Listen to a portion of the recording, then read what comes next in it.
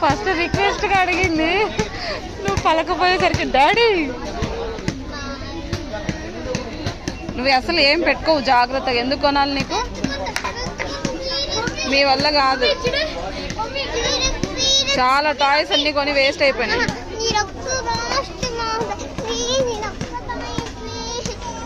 చూడ